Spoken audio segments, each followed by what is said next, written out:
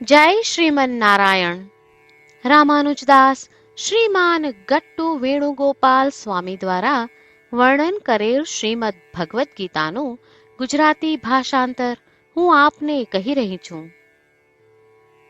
અધ્યાય 10 વિભૂતિ યોગ, શ્લોક 20. અહમાત્મા ગુડાકેશા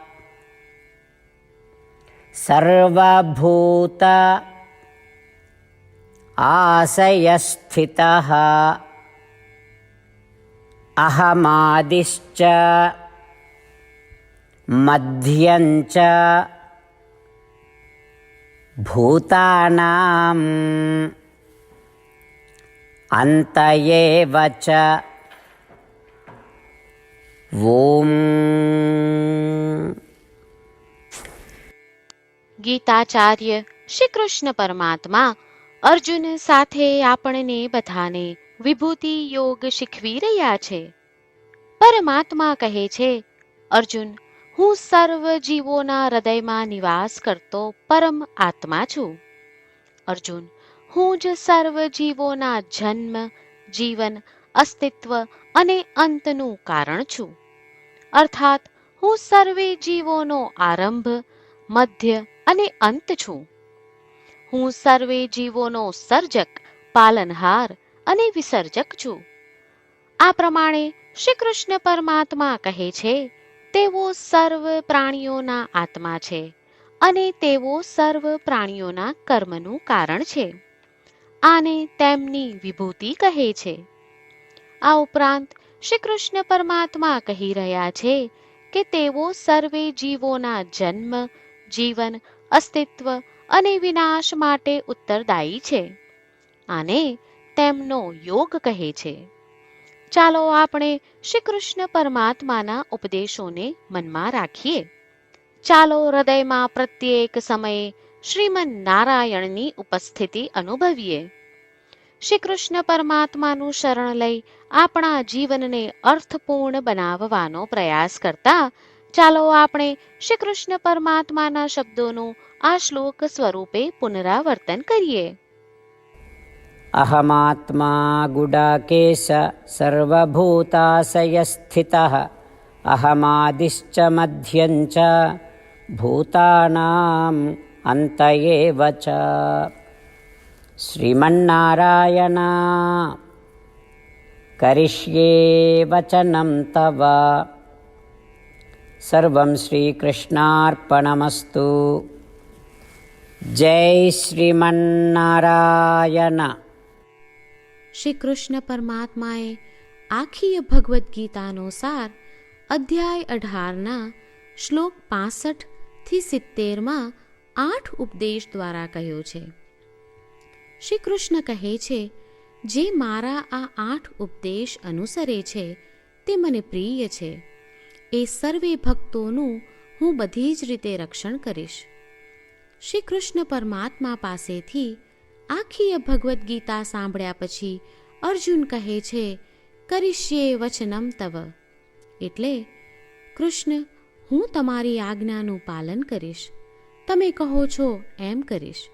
અને આથી જ શ્રી કૃષ્ણએ દરેક પ્રકારના યશ અને વિજય અર્જુનને આપ્યા છે. તો ચાલો આપણે પણ પરમાત્માને 8 વાતો પાળવાનું વચન આપીએ. પરમાત્માને આપેલા વચનથી મોટી કોઈ પૂજા, તપ કે યજ્ઞ નથી. 8 પ્રતિજ્ઞાઓ જે આપણે લેવી જોઈએ તે હું હવે કહું છું. આપ સૌ પણ એનો મન અને હૃદયથી વિચાર કરો. આ રીતે શ્રી કૃષ્ણને વચન આપતી વખતે આપણે સૌ શ્રી કૃષ્ણની હસતી મુખમુદ્રાનો મનમાં વિચાર કરીએ અને પરમ આનંદનો અનુભવ કરીએ.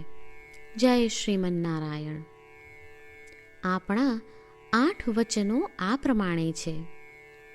આપણું પહેલું વચન, હે શ્રીમન્નારાયણ, તમારા ઉપદેશ પ્રમાણે હું હંમેશા તમારું ધ્યાન અને ચિંતન કરીશ. આપણું બીજું વચન, હે શ્રીમન્નારાયણ, તમે કહ્યું છે તેમ હું સદાય તમારી ભક્ત રહીશ. આપણું ત્રીજું વચન. હે શ્રીમન્નારાયણ, હું મારા કર્મો તમને સંતોષ થાય તેમ અને તમારી સેવા માટે કરીશ. આપણું ચોથું વચન. હે શ્રીમન્નારાયણ, તમે અનુસરવા કહ્યું છે તેમ મને પૂર્ણ શ્રદ્ધા છે કે હું તમારી છું. હું સદાય મારા હાથ જોડી તમને નમસ્કાર કરીશ, તમારી ભક્તિ કરીશ. આપણું પાંચમું વચન. હે શ્રીમન્નારાયણ, હું તમારા શબ્દો યાદ કરું છું. મામેકમ શરણમ વ્રજ. તમે તમારી શરણમાં આવવા કહ્યું છે. શ્રીમન્નારાયણ, હું માત્ર તમારા જ શરણમાં છું. આપણું છઠ્ઠું વચન. હે શ્રીમન્નારાયણ, આપે કહ્યું છે મા શુચ. તમે અમને આશ્વાસન આપી શોક ન કરવા માટે કહ્યું છે, તો હું દુઃખી નહીં થાઉં, શોક નહીં કરું. આપણું સાતમું વચન. હે શ્રીમન્નારાયણ, અમારા કલ્યાણ અર્થે આપે શ્રીમદ્ ભગવદ્ ગીતા રૂપી આશીર્વાદ આપી અમારા સૌ પર કૃપા કરી છે, તો હું દરરોજ ઓછામાં ઓછો એક શ્લોક વાંચીશ અથવા સાંભળીશ એવો સંકલ્પ લઉં છું. આપણું આઠમું વચન. હે શ્રીમન્નારાયણ, હું ગીતાના દૈવી શબ્દો એ ભક્તો સુધી પહોંચાડવાનો પ્રયત્ન કરીશ જેઓ ગીતાથી અજાણ છે. હે શ્રીમન્નારાયણ, તમે કહ્યું છે તેમ કરીશ, તમે કહ્યું છે એમ વર્તીશ અને તમારા માટે જ કર્મ કરીશ. શ્રીમન્નારાયણને આપેલું વચન કે દરરોજ તમે કહ્યું છે એમ કરીશું, એ જ એક મહાન પૂજા છે. તો ચાલો આપણે સૌ દ્રઢ શ્રદ્ધા સાથે પ્રભુ પાસે એક સંકલ્પ લઈએ. શ્રીમન્નારાયણ, કરીશ્યે વચનમ તવ. શ્રીમન્નારાયણ, હું તમારી આજ્ઞાનું પાલન કરીશ. સર્વમ શ્રી કૃષ્ણાર્પણમસ્તુ. જય શ્રીમન્નારાયણ. અહમાત્મા ગુડાકેશ સર્વભૂત આશયસ્થિતઃ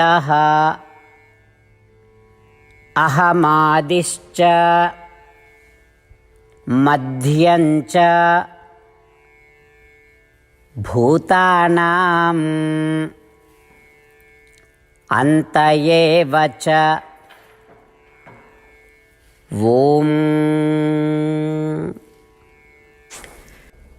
અહમાત્મા ગુડાકેશ સર્વભૂતાશયસ્થિતઃ અહમાદિશ્ચ મધ્યંચ ભૂતાનાં અંત એવ ચ.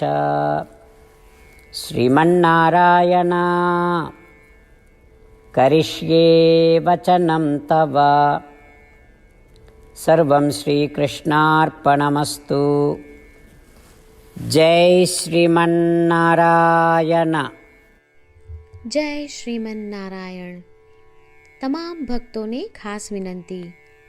આપણા જીવનની દરેક બાબતોમાં આપણે તાત્કાલિક અને અસરકારક પરિણામો ઈચ્છીએ છીએ.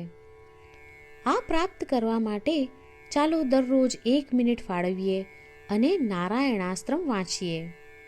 નારાયણાસ્ત્રમ મેળવવા માટે તેની વેબસાઇટ જે www.narayanaastram.org છે તેના પર જાઓ અને રજિસ્ટ્રેશનમાં તમારું નામ અને ઈમેલ આપો. તમે આપેલા ઈમેલ પર તમને નારાયણાસ્ત્રમ PDF પ્રાપ્ત થશે. PDFમાં રામાયણનો એક શ્લોક, ગીતાનો એક શ્લોક અને એક વિષ્ણુ નામ છે. આ 3ને નારાયણાસ્ત્રમ કહેવામાં આવે છે. દરેક વ્યક્તિને આ શ્લોકોનું અલગ અલગ સંયોજન પ્રાપ્ત થાય છે. જ્યારે દરેક વ્યક્તિ 24,000 ભક્તો સાથે તેમના નારાયણાસ્ત્રમને દરરોજ વાંચે છે અથવા સાંભળે છે, ત્યારે સમગ્ર રામાયણનું 1 વાર પારાયણ, શ્રીમદ્ ભગવદ્ ગીતાનું 33 વાર પારાયણ અને વિષ્ણુ સહસ્ત્ર નામનું 24 વાર પારાયણ રોજ પૂર્ણ થાય છે. આ એક અદ્ભુત અને અસાધારણ પરિણામ છે. તેથી તમે અને તમારા પરિવારના સભ્યો તરત જ વેબસાઇટ પર જાઓ અને તમારું નારાયણાસ્ત્ર મેળવો. જય શ્રીમન્નારાયણ.